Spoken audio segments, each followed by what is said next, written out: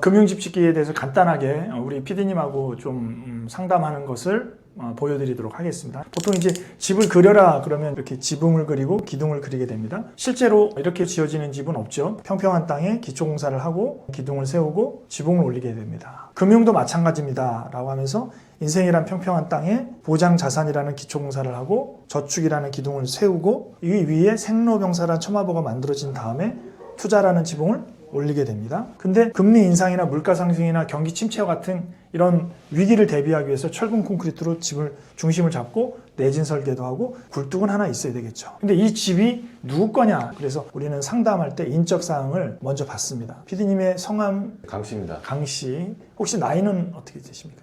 네, 40대 중반입니다. 40대 중반. 예. 결혼하셨습니까? 네. 자녀는 몇 명이십니까? 없습니다. 없고 2인 가족. 이게 나중에 수입 지출로 갑니다. 지금은 사업가시고 돈벌이는 돈 관리는 누가 하십니까? 제가 합니다. 예, 본인이. 요거 되게 중요하죠. 거절 처리니까. 그러면 이렇게 행복하게 살고 계시는데 우리 PD님은 경제적으로 뭐가 고민이십니까? 노후자금이요. 노후자금입니다. 예. 거의 노후자금은 집 있는 사람들이 고민하는데요. 집 없는 사람은 자녀 교육이나 대출 상황을 고민합니다. 그러면 지금 현재 45세고요. 은퇴는 언제 정도 예상하십니까? 70세. 70세. 우리나라 평균 70세입니다. 언제까지 사실 거라고 생각하십니까? 90세. 90세. 우리나라 평균 90입니다. 20년 동안 은퇴 생활하고 25년 동안 경제활동합니다. 물론 더 살겠지만 요방은 안방이라고 하는데 은퇴 설계를 합니다. 은퇴 시공이 아니라 은퇴 설계를 합니다. 시공은 저축해서 합니다. 근데 이 은퇴를 위해서 2번 부채를 모조리 갚아야 됩니다. 첫 번째 부채는 신용이고요. 은퇴하기 전에는 담보대출을 상환해야 은퇴해서 빚을 갚지 않을 수 있습니다. 요거를 잘 몰라요. 그러면서 동시에 뭐를 늘려야 되냐면 저축을 늘려야 되는데 자녀가 없으니까 노후자금이지만 자녀가 있으면 자녀 교육, 결혼자금 이런 게 필요하죠. 주택이 있으니까 주택은 필요 없지만 이렇게 저축을 해야 됩니다. 그래서 저축하는 거는 늘어나고 부채 상환하는 건 줄어들고 그리고 나서 모은 돈으로 투자를 합니다. 그래서 요즘 ETF, 근데 반드시 절세계좌의 ETF를 해야 됩니다. ISA나 IRP나 연금저축펀드 이런 거 있죠. 그 다음에 이제 지분이 있어야 되니까 주택이 있는지를 물어보고 이 모든 자산을 지키기 위해서 반드시 보험이 필요한데요. 보험은 지하 4층으로 튼튼하게 하고요. 철근을 빼먹으면 순살 아파트가 되기 때문에 철근으로 8가지 위험에 대해서 8가지 기둥을 박습니다. 어떤 위험이냐? 사망, 장애, 암, 뇌, 심, 실비, 입원 수술, 치매 간병, 필요자금, 준비자금, 부족자금인데 사망은 연봉의 3배에다가 부채를 만큼 준비하셔야 되고요. 장애도 그렇고 암은 연봉의 2배, 뇌는 심은 1배, 국제 기준입니다. 미국, 실비는 5천, 입원 수술, 치매 간병 이렇게 합니다. 그럼 여기서 우리가 은퇴에 대한 설계를 한번 간단히 해볼까요? 어떤 노후를 꿈꾸십니까? 먹고 사는데 걱정만 없으면 좋겠습니다. 좋습니다. 여기서 중요한 건 뭐냐면 꿈꾸는 노후입니다. 한 달에 얼마 정도 필요할까요? 250? 예, 우리나라는 300인데요. 아주 멋있습니다. 3번 어떤 돈이 준비돼? 국민연금, 개인연금 얼마 정도 돼 있을까요? 국민연금으로 100만 원. 100만 원 정도 우리나라 평균이죠. 예, 그리고 개인연금으로 50만 원. 50만 원. 그 외에 이자나 배당이나 월세나 나오는 건 아직은 없으신 거고요. 네. 그러면 현재 150만 원이 준비되어 있으니까 여기서 중요한 건 원가 기준으로 한다는 거예요. 물가를 전혀 반영하지 않습니다. 왜냐? 물가가 오르는 만큼 우리의 투자 수익도 올라가기 때문에 상계 처리한다 이렇게 생각합니다. 쉽게 가는 거죠. 그러면 250에 150이니까 부족 자금이 100만 원이죠. 그런데 몇 년 동안 부족하냐면 20년 동안 부족합니다. 그러면 2억 4천이 부족한 거죠. 어떠신지 물어봅니다. 현금으로 없죠. 그렇죠. 그래서 25년이 있기 때문에 걱정하지 않으셔도 됩니다. 25년으로 나누고 월로 저축한다고 하면 대략 뭐 계산을 하면 한 80만 원 정도 매월 저축하면 네. 가능할 것 같아요. 어떠십니까? 할 수 있을 것 같은데요. 가능하다 그럼 바로 연금 들어가는 겁니다. 연금 80. 부족하다, 힘들다.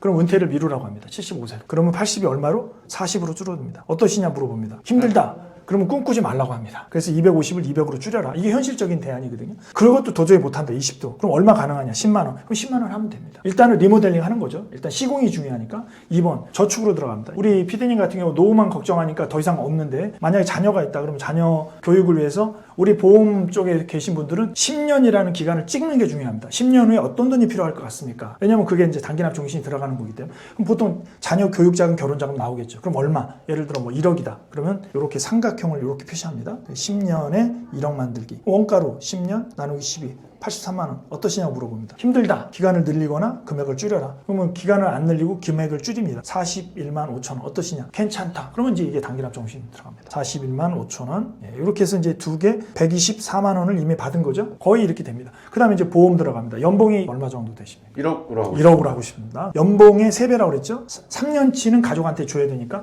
부채 있으신가요? 없습니다. 아, 오케이. 좋습니다. 그럼 3억이 사망보험금의 필요자금이고요. 장애도 똑같고요. 암은 연봉의 2배니까 2억, 1억 5천, 동그라미. 지금 현재 있는 사망보험금이 얼마 정도 됩니까? 대충. 1억이요. 1억 정도. 질병우유장애? 1억. 1억. 오우. 암은요? 1억. 1억. 뇌출혈 기준으로? 5천. 5천. 심근경색 기준으로? 5천. 5천. 실비 5천. 입원 수술 있고 치매와 간병은 어떻습니까? 있습니다. 둘 다 있습니다. 그럼 필요 없고 요거는 5천 부족하죠. 이것도 5천 부족하죠. 암은 1억 부족하죠. 질병우유장애 2억 부족하죠. 사망은 2억 부족합니다. 이거 다라고 하면 다 도망갑니다. 이 중에 제일 걱정되는 거 하나만 찍어보세요. 사망. 그러면 뭔지는 아는데 그래도 물어봅니다. 왜 사망이 걱정되십니까? 제가 죽으면 저 모든 걸 다 이룰 수 없으니까. 그렇죠. 아내분이 힘들겠죠. 그래서 아내분을 위해서 2번 2억이 부족한 거로 되어 있는데 기준상 얼마 정도 추가를 사망보험금을 올릴까요? 1억은 올려야 되잖아요. 1억 정도는 올립니다. 납입기간은 25년 납 종신 어떻습니까? 경제활동기간이 납기가 됩니다. 그리고 사망기간인데 우리는 종신으로 그래서 25년 납 좀 괜찮나요? 길수록 좋은 것 같습니다. 25년 그렇죠. 납입 면제도 있고 이러면서 이제 화법 던지는 거죠. 그러면은 4번 갱신 비갱신 보통 이제 비갱신으로 들어가겠죠. 그 다음에 마지막에 이제 중요합니다. 맥스 월 최대 보험료 요 정도 아내분을 위해서 1억 정도 준비하는데 월 내실 수 있는 최대 보험료 30만 원. 30만 원. 가격이 아니라 가치로 들어가는 겁니다. 아내분을 생각하게끔 만듭니다. 그러면 보험 30만 원. 합치면 얼마죠? 이제 154만 원입니다. 그런데 우리 PD님은 하시겠지만 지금 빚이 너무 많고 돈이 없다. 그러면 4번 필살기가 들어갑니다. 수입 지출 분석. 이거는 전 세계에 없는 예산표거든요. 이게 또 굉장히 유용합니다. 현장에서는. 자, 수입이 대략 한 달에 1,000만 원이라고 잡을까요? 네. 그러면 자, 생활비, 저축, 노후, 보험, 대출 이렇게 됩니다. 현재 물어봅니다. 대출 원리금이 얼마 정도 나가십니까? 100만 원 하죠. 100만 원. 보장성 보험료 50만 원. 50만 원. 노후연금 50만 원. 50만 원. 예, 저축 저축 30만 원. 30만 원. 나머지가 다 생활비인가요? 그럼 230만 원인데 770만 원이 생활비인데 이 정도는 안 쓰실 것 같은데? 그러네요. 그죠? 그냥 묵혀두고 있는 거. 그렇죠. 그래서 이걸 잉여자금이라고 합니다. 그러면 잉여자금은 한 얼마 정도 될까요? 그냥 400이요? 400 정도. 아우 빠르시네요. 그러면